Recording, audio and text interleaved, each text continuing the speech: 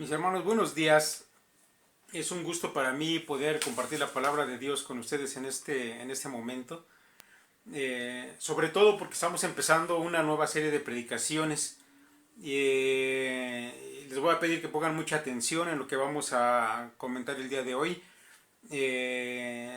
Después, esta predicación le va a servir para ir tomando algunas notas, para que vaya teniendo ahí su archivo de estudio para más adelante. Mire, el día de hoy vamos a hablar acerca del nuevo nacimiento.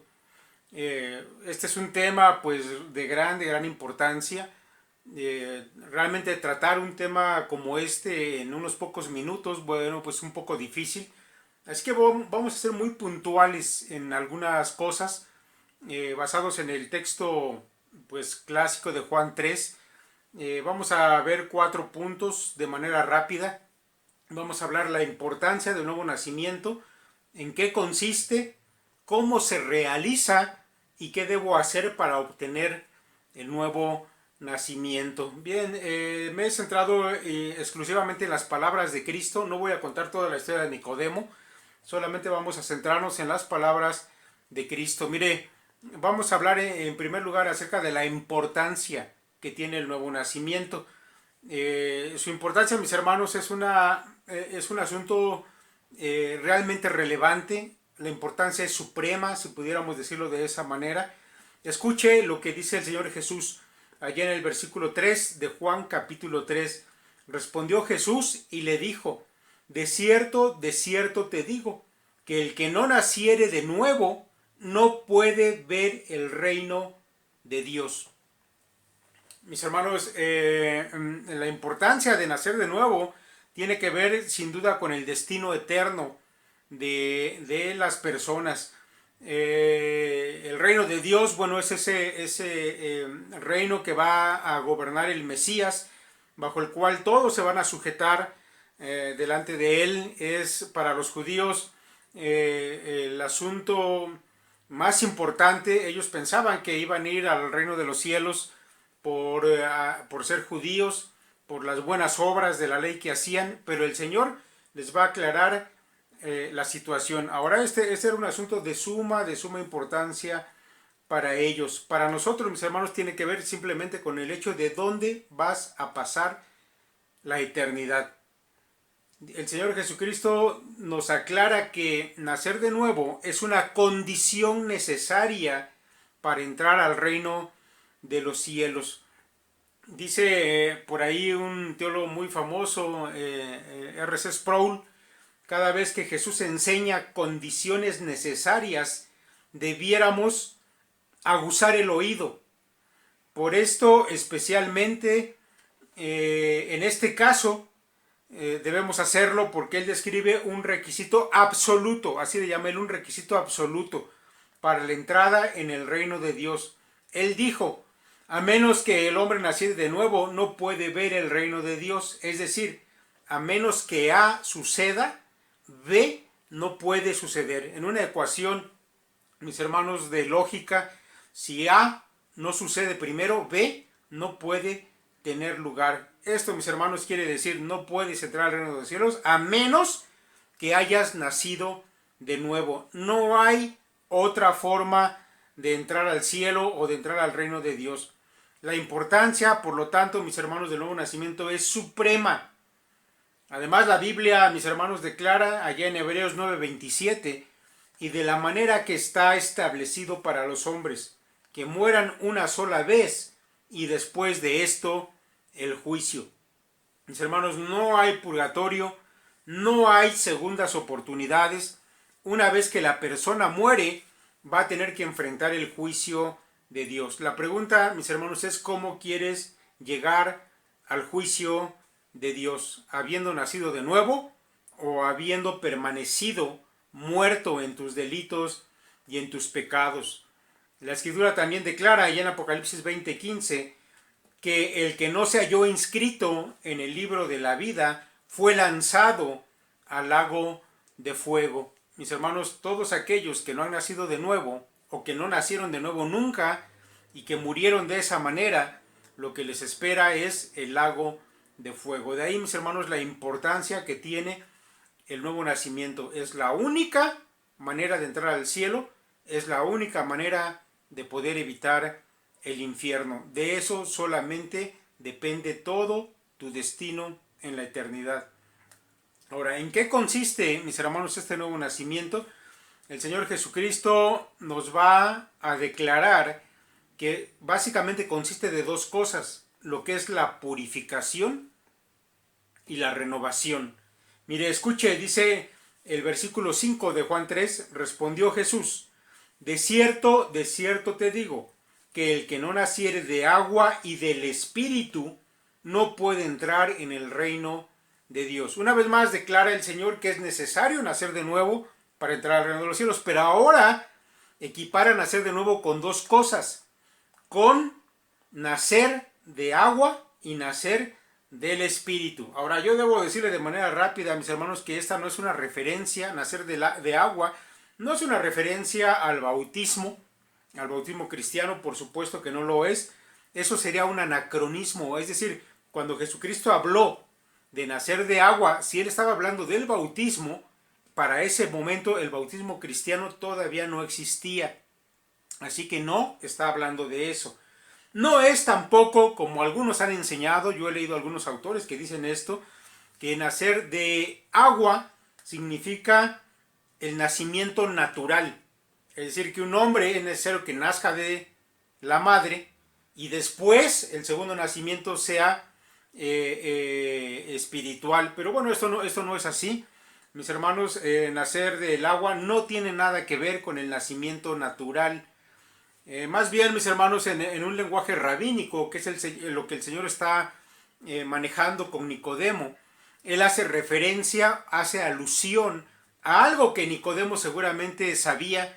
Sin embargo, creo que no lo tenía en mente, no lo estaba asociando con las palabras de Jesús, pero mis hermanos, el Señor está hablando de algo que todo judío sabía y esperaba, algo que se llama el nuevo pacto. Como parte del nuevo pacto, mis hermanos, encontramos unas palabras del profeta Ezequiel, allí en el capítulo 36, a partir del versículo 25. Escuche usted y ponga atención en estas palabras del profeta Ezequiel que hablan lo que significa nacer de agua y de espíritu. Dice Ezequiel, esparciré sobre vosotros agua limpia y seréis limpiados de todas vuestras inmundicias y de todos vuestros ídolos os limpiaré. Os daré corazón nuevo y pondré espíritu nuevo dentro de vosotros y quitaré de vuestra carne el corazón de piedra y os daré un corazón de carne, y pondré dentro de vosotros mi espíritu, y haré que andéis en mis estatutos, y guardéis mis preceptos, y los pongáis por obra. Mis hermanos, en este pasaje de Ezequiel encontramos tres acciones de las cuales habla el profeta que se recibe de parte de Dios por medio de este nuevo pacto. Lo que el Señor está hablando es exactamente lo mismo, pero él le llama nuevo nacimiento. Este nuevo pacto es para Israel. Sin embargo, la iglesia participa, al parecer, de estas condiciones del nuevo pacto. Tres cosas que recibimos de parte de Dios al nacer de nuevo, según Ezequiel. Número 1, hay una limpieza de nuestros pecados. Número 2, es puesta una nueva naturaleza o un nuevo corazón, como lo dice Ezequiel, en nosotros. Número 3, nos es dado el Espíritu Santo, que habita en nosotros a partir de aquí y nos guía y además nos capacita para cumplir la voluntad de Dios con gozo y no por la fuerza. ¿Sí? Acuérdense que los judíos cumplían la voluntad de Dios en la ley, pero realmente era obligatoriamente. Cuando recibimos el Espíritu Santo, para nosotros es un placer, mis hermanos, obedecer a la palabra de Dios. Entonces el Señor Jesucristo lo llama nacer de agua y de espíritu. Ezequiel habla acerca, mis hermanos, de una limpieza de los pecados, de recibir un nuevo corazón y además de recibir el Espíritu Santo. Ahora escuche el apóstol Pablo allá en Tito capítulo 3, a partir del versículo 5, cómo él habla del nuevo nacimiento. Dice Pablo, nos salvó no por obras de justicia que nosotros hubiéramos hecho, sino por su misericordia, por el lavamiento de la regeneración y por la renovación en el Espíritu Santo, el cual derramó en nosotros abundantemente por Jesucristo nuestro Salvador. Ahora, el apóstol Pablo vuelve a mencionar tres cosas. Número uno, la salvación trae a los creyentes limpieza divina del pecado y el regalo de una vida nueva generada por el Espíritu. El apóstol Pablo habla acerca de la limpieza por la regeneración, es decir, una nueva vida limpia, sin pecado. Número dos, el apóstol Pablo dice que somos renovados en el Espíritu Santo.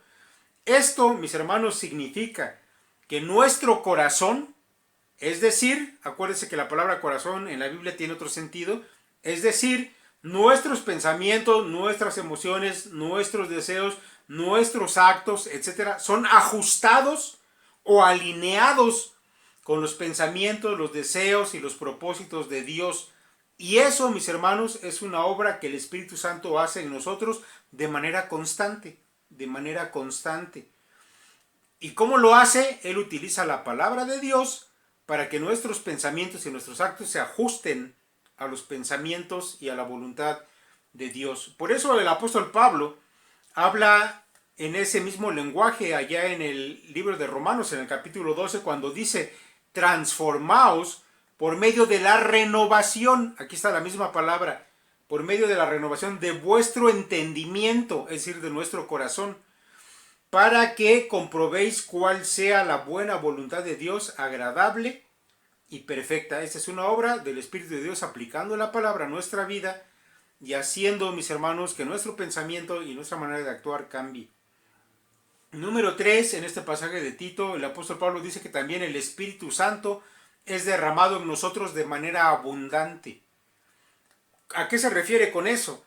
Pues el apóstol Pablo habla simplemente, mis hermanos, de que la tercera persona de la Trinidad, el Espíritu Santo, viene a morar en nosotros y se manifiesta de manera multiforme, abundantemente, de manera que nos guía, que nos enseña, que nos capacita, es decir, nos da dones y nos permite ser edificados y edificar también a los demás. Muchas cosas el Espíritu Santo trae a nuestra vida cuando nosotros nacemos de nuevo. Así que, mis hermanos, eso quiere decir que el nuevo nacimiento no es, mis hermanos, adquirir una nueva religión, porque mucha gente piensa eso. No es tampoco añadir algunas mejoras a nuestra vida de siempre. Nacer de nuevo, mis hermanos, es tener una vida completamente nueva, con pensamientos y deseos y propósitos totalmente nuevos, alineados con los pensamientos, propósitos y deseos de Dios. Y además, mis hermanos, recibir en nosotros la persona del Espíritu Santo como una guía constante que derrama bendición tras bendición espiritual en nuestra vida. Bueno, eso, mis hermanos, en eso consiste nacer de nuevo. Ahora, ¿cómo se realiza este nuevo nacimiento? Bueno, mis hermanos, hay que decir que la manera en que se realiza es mediante una obra de Dios y no hay otra manera en que esto se realice. Es una obra única de Dios. Escuche lo que dice el Señor Jesucristo. Dice, lo que es nacido de la carne, carne es, y lo que es nacido del Espíritu, Espíritu es. No te maravilles de que te dije, os es necesario nacer de nuevo. El viento sopla de donde quiere y oyes su sonido, mas ni sabes de dónde viene ni a dónde va. Así es todo aquel que es nacido del Espíritu. Mis hermanos, no es una obra de la carne, dice el Señor. Es decir, no proviene de los seres humanos, porque esta, mis hermanos, es una obra espiritual. Por lo tanto, solo Dios lo puede realizar. Como lo escribe el teólogo John Piper, famoso en el medio cristiano. Escuche lo que dice este teólogo acerca de esta obra única de Dios. Dice él, nosotros no causamos el nuevo nacimiento. Dios es el que causa el nuevo nacimiento. Todo lo espiritualmente bueno que hagamos es resultado del nuevo nacimiento, no su causa. Esto significa que el nuevo nacimiento se escapa de nuestras manos.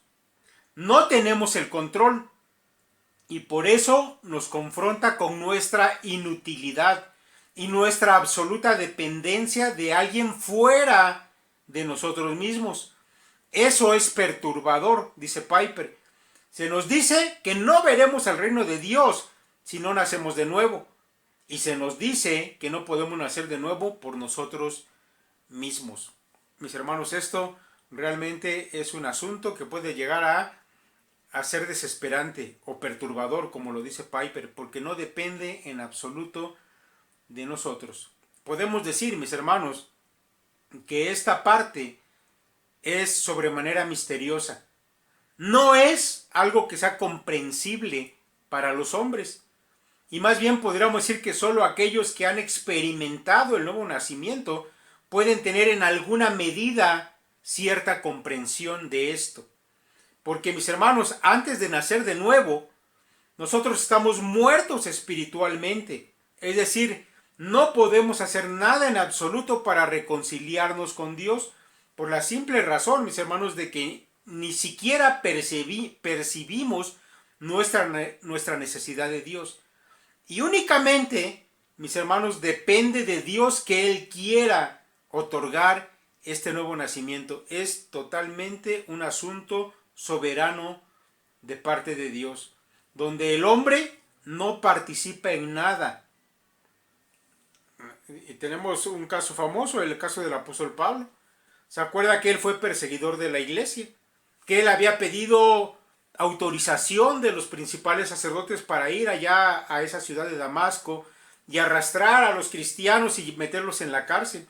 Y cuando él iba de camino hacia esa ciudad, sin que él lo quisiera, sin que él lo hubiera pensado jamás, de pronto el Señor obró en Pablo y lo transformó.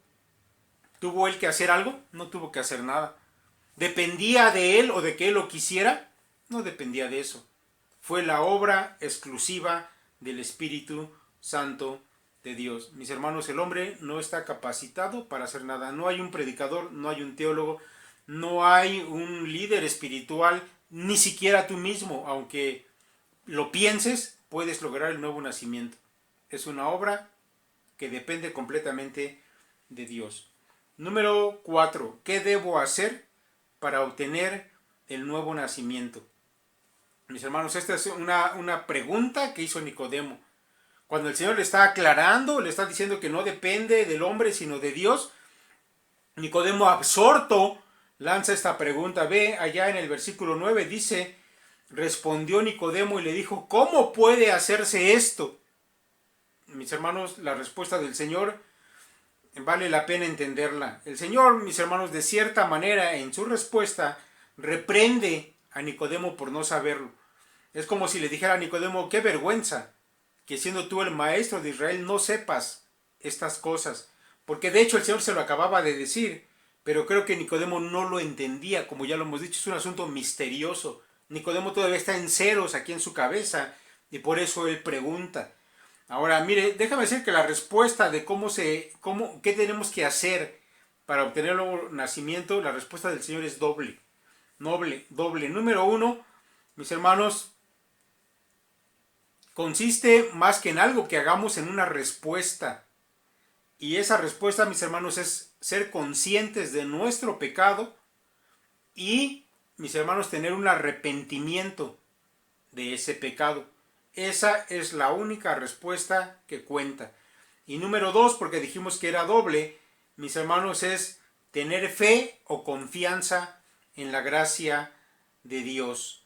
Bien, déjeme decirle, mis hermanos, que para ilustrar este asunto, el Señor alude ante Nicodemo a una historia del Antiguo Testamento. Mire, escuche al Señor Jesús. Dice, respondió Jesús y le dijo, ¿Eres tú maestro de Israel y no sabes esto? De cierto te digo que lo que sabemos hablamos y lo que hemos visto testificamos y no recibís nuestro testimonio. Si os he dicho cosas terrenales y no creéis, ¿cómo creeréis si os dijere las celestiales? Nadie subió al cielo sino el que descendió del cielo, el Hijo del Hombre que está en el cielo. Y como Moisés levantó la serpiente en el desierto, así es necesario que el Hijo del Hombre sea levantado. Mis hermanos, el Señor Jesucristo está haciendo en primer lugar una alusión a la incredulidad del hombre. El hombre es incrédulo por su naturaleza caída.